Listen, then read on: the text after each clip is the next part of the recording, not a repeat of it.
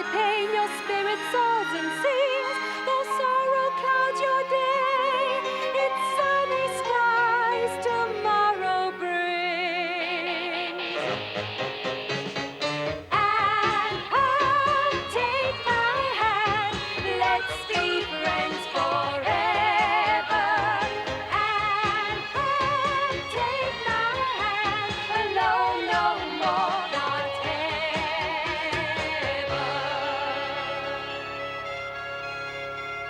Imagine dreams are real, and soon you'll start to feel there's magic all around. And take my hand, love is all around.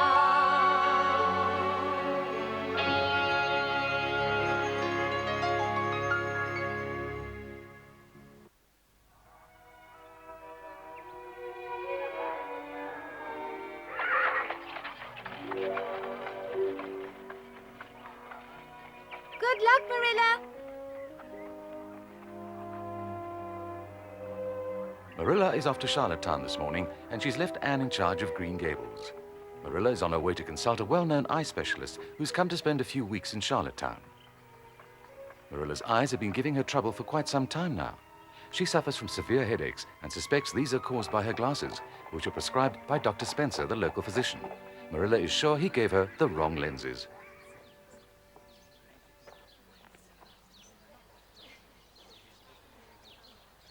I'm most likely to be in there for a long time, so you'll definitely have enough time to go window shopping, Martin. Have fun, but see to the horse before you do anything else. Of course, Mum.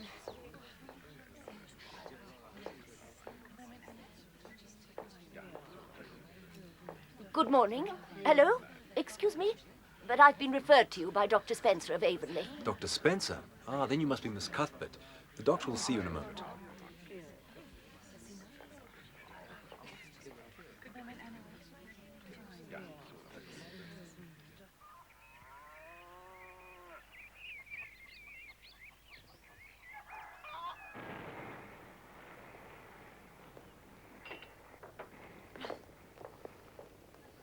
Let's see.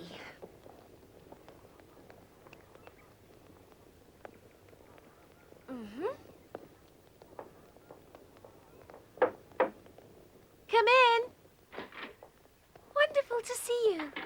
I didn't expect to find you so cheery. Yesterday you were really down in the dumps. Was it that obvious? I was thinking about Matthew. I was missing him a lot yesterday. Yes, that's what I thought it was, Anne. And that's why I came over to see you. You have to start thinking about the future, you know. That's just what I thought myself. That's why I woke up this morning ready to face the future and the housework. You? Where's Marilla? She's gone to Charlottetown for the whole day. I have to take in the washing. Do you mind giving me a hand? Two are quicker than one. Oh, washing. Somehow you sound just like my mother, you know. But of course I'll help. And when we finish, then you can come over to my place and I'll show you my brand new sewing machine. Oh, Diana, you're so kind to me. Come on, let's go.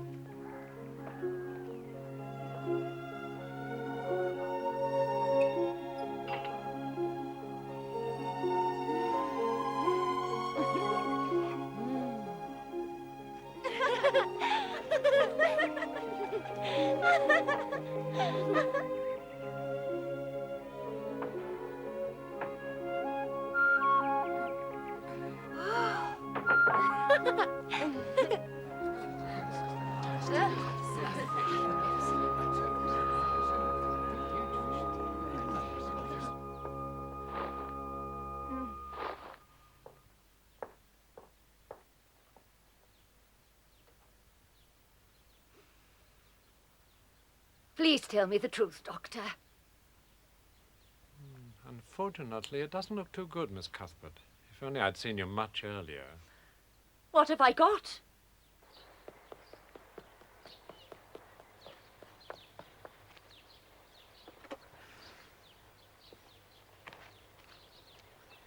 What did he say?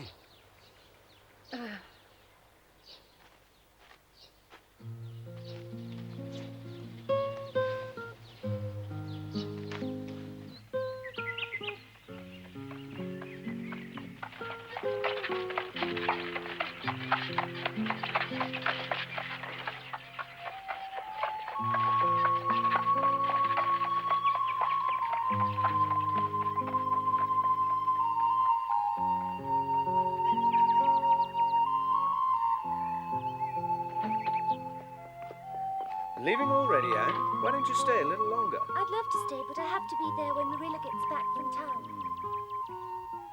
I'm sorry to hear that, because there's something I'd like to discuss with you.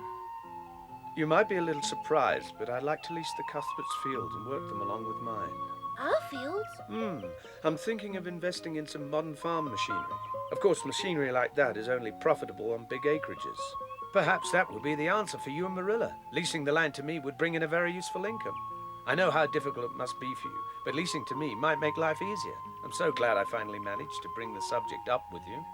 I felt very awkward about mentioning it. Matthew is barely in his grave, so I feel bad about bothering you and Marilla with a subject such as this. Please, Anne, would you do me a favor and talk to Marilla as soon as you can? Tell her what I said.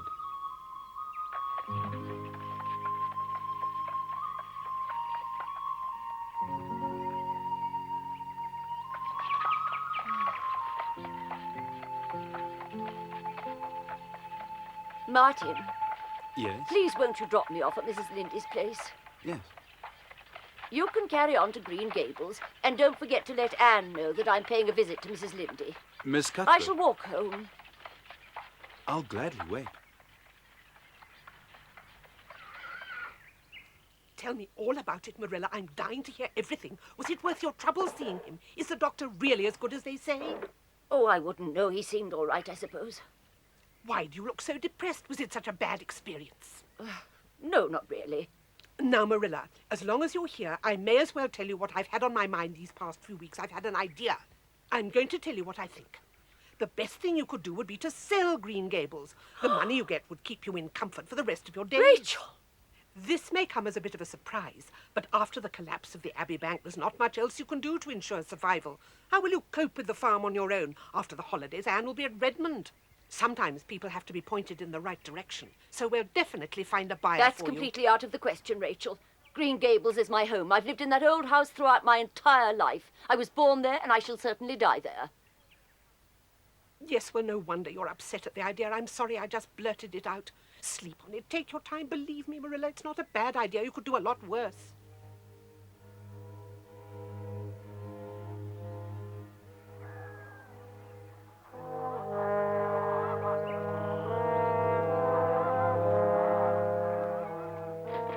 Welcome home, Marilla. Good. I'm glad you're home. You must be very hungry. You've been gone for a long time. Oh, you poor thing, you're dog-tired, aren't you? Oh, yes, well, maybe I'm a little tired. Actually, I haven't had the time to think about it all day long, Anne. I've so many other things on my mind, you know. Worries never cease, do they? Is it something to do with the eye specialist? Was he able to help you? Yes. So what did he say about your eyes? Well, quite a lot, Anne. If I never read again, if I never sew, if I stop my crochet work, if I no longer do anything that strains my eyes, if I'm very careful and take it easy, if I wear the right glasses, then he believes my eyes won't get any worse, and my headaches will stop. However, if I don't obey him and live my normal life, he says that most probably I'll be blind in 6 months. Oh, no, just imagine, Anne. The doctor told me I'm going blind.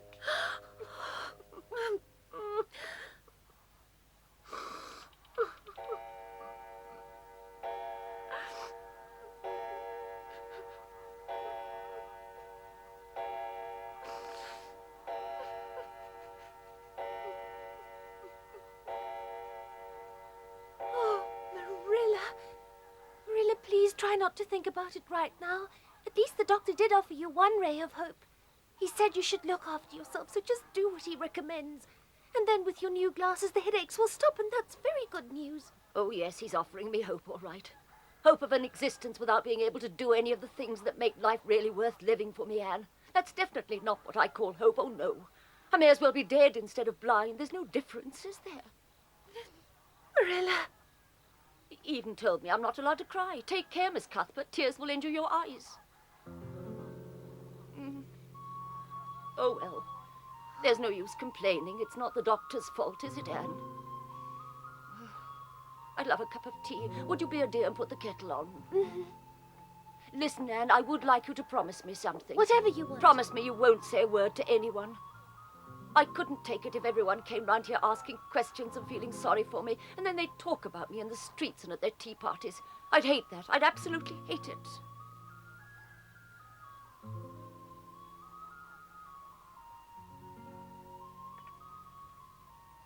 Marilla, I think maybe you ought to go up to bed early. Yes, you're right, Anne. I'll go up now.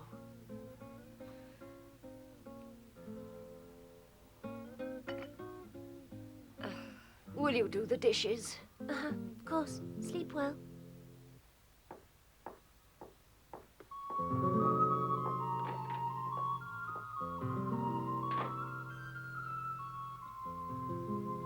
Poor thing.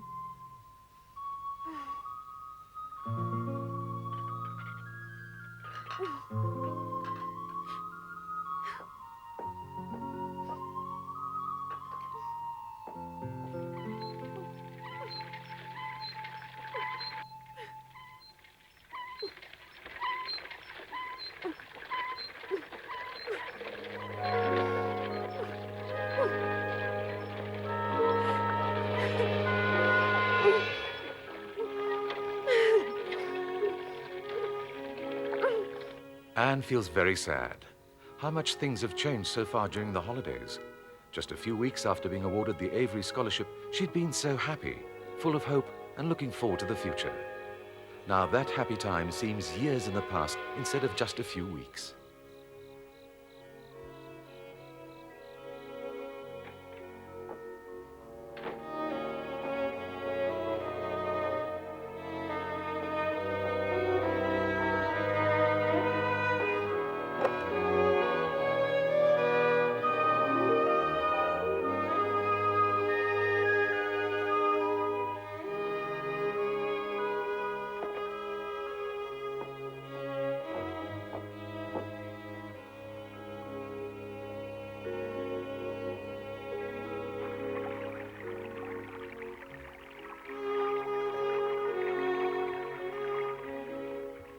In the evening, Anne goes to the bridge over the stream and gazes into the water. As she listens to the voice of the waters, the musical babbling of the stream brings calm to her soul. The sadness vanishes from her heart, and suddenly she can smile again. She knows what she has to do, and so Anne takes one of the most difficult decisions of her life. She's already talked about her wish to repay Marilla for all the kindness she's shown to her. Now she has the chance to do just that.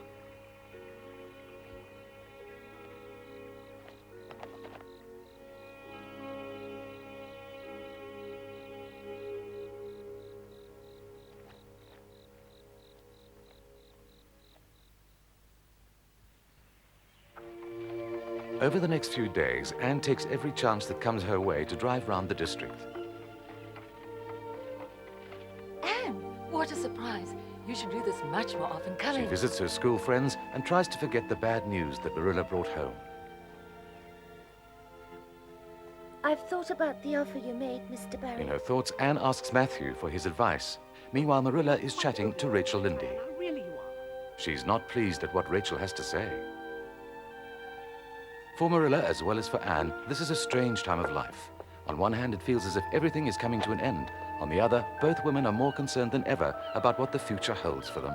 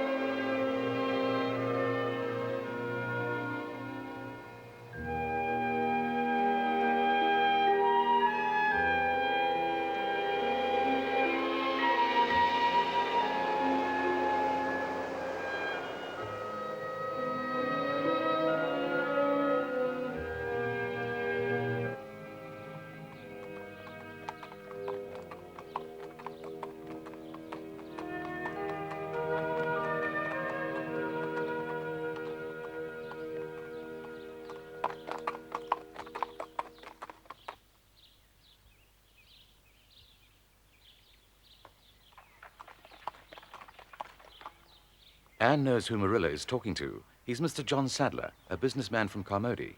Mrs. Lindy has asked him to come and talk to Marilla about buying Green Gables. But Anne doesn't know about that. Of course, the farmhouse and buildings need a lot of work done in them, but I'm sure we can come to terms. I certainly hope so, Mr. Sadler. Right then, I'll be off. Giddy up.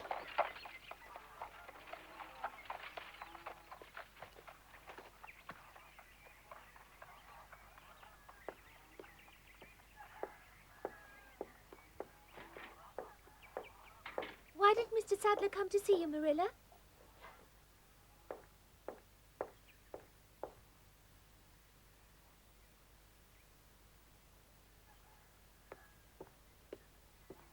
Marilla, what's the matter? Mr. Sadler heard I wanted to sell Green Gables. He came to have a look at the place. He's quite interested. It looks as if he's going to make us an offer. Do you mean to say he's going to buy Green Gables?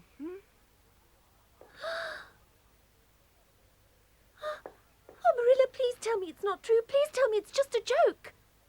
I'm afraid there's nothing else I can do. I'm sorry. I've been over it again and again in my mind, dear child. If only my eyes were all right, I could stay on here and run the farm. But the eyesight is a major problem, I'm afraid. I'm not strong, but even if I were young and healthy, I know I would never be able to cope with this farm on my own. I miss Matthew, and I would never be able to take his place. He was so efficient and painstaking. If only that Abbey Bank hadn't closed on top of everything else. That bankruptcy was the final straw for us. And on top of that, we still have to settle a few outstanding farm accounts that Matthew left unpaid.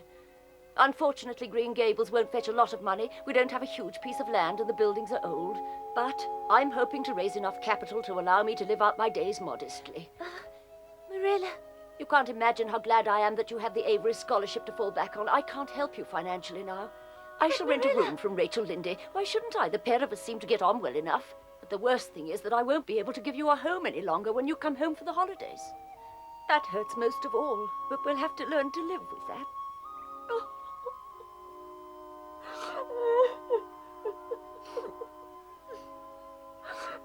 Marilla, you mustn't sell Green Gables. Oh, I wish I could keep the place, but I just can't cope on my own. You know I never manage. I'd go mad with worry and loneliness. How could I endure the solitude? I couldn't read or talk to anyone. Please calm down, Marilla. You won't have to leave here. And that's because I shall be with you. I'm not going to Redmond after all.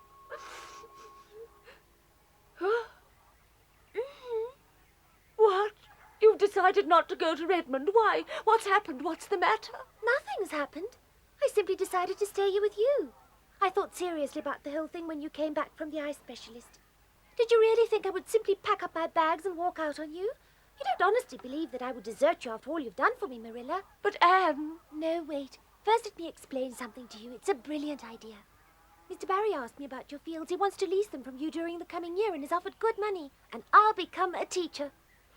I'll get some school or other, not Avonlea, because that was promised to Gilbert Blythe. But I could get a post at the school in Carmody. I know it's quite far away, but that's no problem at all. I manage the horse quite well, you know. Every morning I'll take the buggy to work and I'll drive home to you every evening. And I'll bring you lots of funny books, which I'll read to you to cheer you up. And then we'll simply carry on as usual, you see. You and I together in our beautiful Green Gables. We'll never leave Marilla. No, child. I couldn't accept what you're proposing. I couldn't ask you to give up your whole future for my sake. I would never forgive myself. Oh, what rubbish. It's not a sacrifice for me at all. Giving up Green Gables, now that would be a real sacrifice. Nothing could be more painful than that, Marilla. I would do literally anything to go on living in this lovely old house. But your ambitions, you'd have to give all that up, Anne. I'm ambitious, and I'll always be that way. I'm just changing the direction of my ambition. Firstly, I'll become a very good teacher. Secondly, I'll save your eyesight. Thirdly, I'm going to keep up my studies at home, which will be quite easy for a clever girl like me. Oh, Marilla, I've been working on this plan of mine for a whole week. And you must admit it's a perfect solution, a superb plan. In fact, there's no better word to describe it. When I came home from Queen's College, my future lay ahead of me. I imagined it like a straight road leading away into the distance. The road to the future. But now this road has a bend in it, and I have no idea what lies beyond the bend. It could be a lovely green valley surrounded by towering mountains under a deep blue sky. Maybe there'll only be a big dung heap waiting round the bend. We'll see. But no matter what's waiting for me round the bend, good or bad, I'm determined to make the very best of it, Marilla. Oh, Anne, what you say sounds wonderful, but I don't think I could possibly go along with it. I'm 16 and a half years old, and as Rachel Lynde has so rightly said, I'm unbearably stubborn and obstinate, as big-headed and obstinate as an old mule. Oh, Marilla, please don't cry. You really don't have to feel sorry for me. I can't stand it when someone's in floods of tears, and besides, there's no need for it now. You must know that I would be so very, very happy to stay on at Green Gables, damnably happy. Anne. We both love Green Gables more than anything else, and we'll fight to keep the farm going. But promise me you won't get upset if I use the damn word. You can say the word as often as you like. I feel as if you've given me the wonderful gift of a new life today. I suppose I won't ever be able to change your young mind. When your mind's made up, you won't be put off. I've learned that much about you. So I won't even try to sway you. But I'll tell you one thing, and you can take my word on it. And if you ever need a lot of money to help with your career, then I'll sell the house to help you out. And I'll be damned if I'll change my mind about that.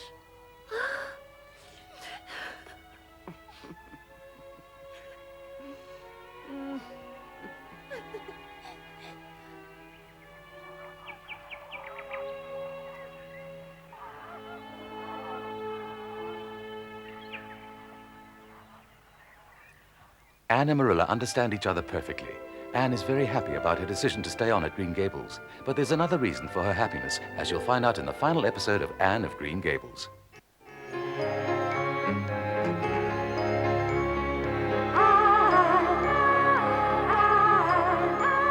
Soft whispers on the breeze, the wood nymphs in the trees are calling out your name. They offer you their gifts, sweet fragrance fills the air. The magic of a moonlit night, a nightingale's song to share.